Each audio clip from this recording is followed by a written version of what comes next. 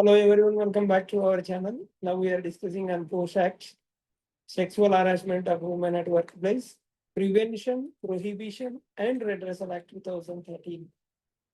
So this act is not just about rules, it is about respect, it is about dignity and equal opportunity at workplace. Prevention, prohibition and redressal. These three are very, very important. We'll see the background. Vishaka versus State of Rajasthan in 1997, the Supreme Court recognized the workplace sexual harassment as a violation of Article 14, 15, 19, 1C and Article 21 of the Constitution. Vishaka Guidelines Supreme Court lays down binding guidelines in the absence of law. Despite the guidelines, harassment cases persisted, highlighting the need for codified law. After 16 years of this, the Parliament enacted POSH Act 2013. Now we will see the scope and applicability. It applies to all workplaces, public or private sector, even NGOs, hospitals, educational institutions, sports organizations, and even household or domestic workers.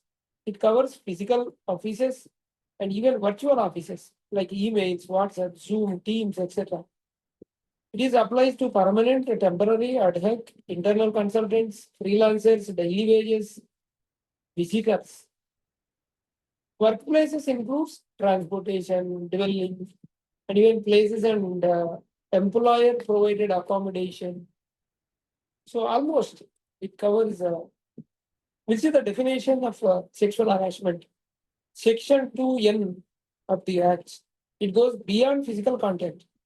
This is an inclusive definition. It includes unwelcome physical contact and advances.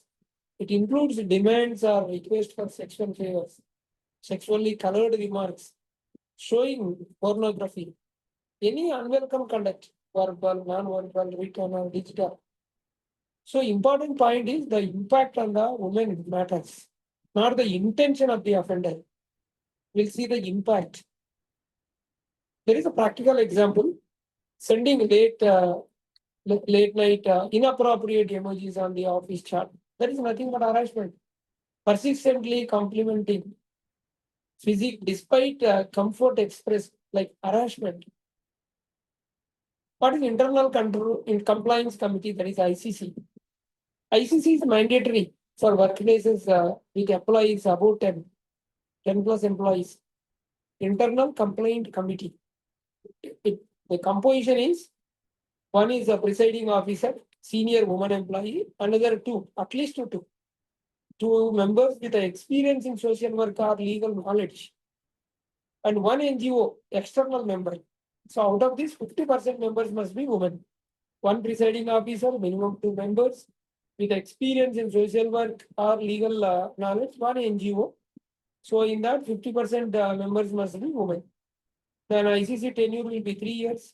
Powers same as the civil court, summoning, examining evidence, and they maintain confidentiality of the proceedings. Local compliance committee.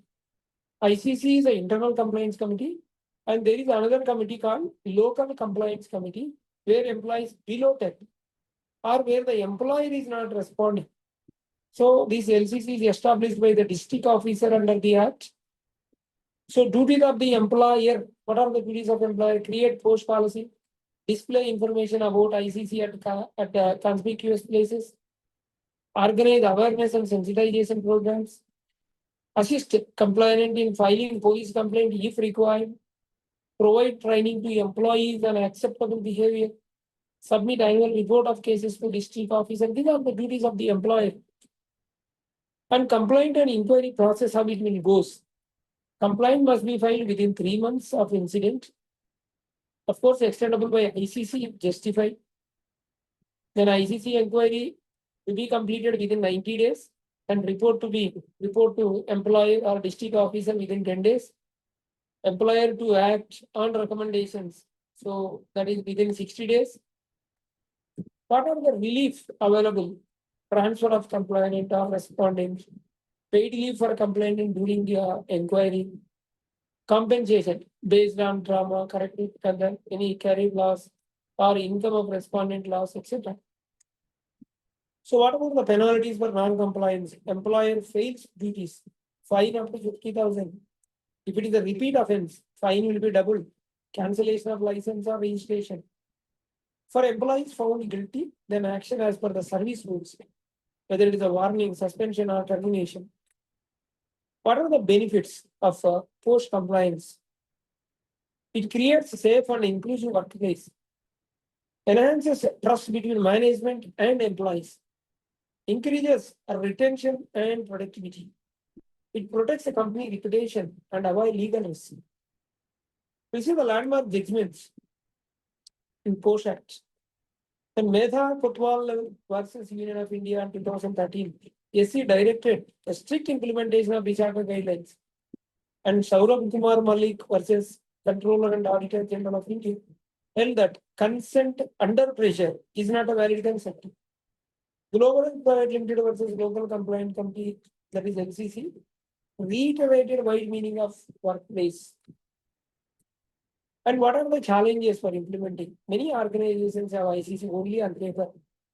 Lack of awareness among the employees, fear of retaliation, discourages compliance, need for stronger monitoring by government. So the conclusion is POSH Act is a progressive step, ensuring dignity of women at work. Every organization must go beyond mere compliance, build a culture of respect. So workplaces are not just about profit and productivity. They are about people. And dignity at work is not a privilege, it is a fundamental right. We have two channels, RR Corporates and RR Legal Talks. Please do subscribe and hit the bell icon so that you will not miss any of our latest updates. Thank you.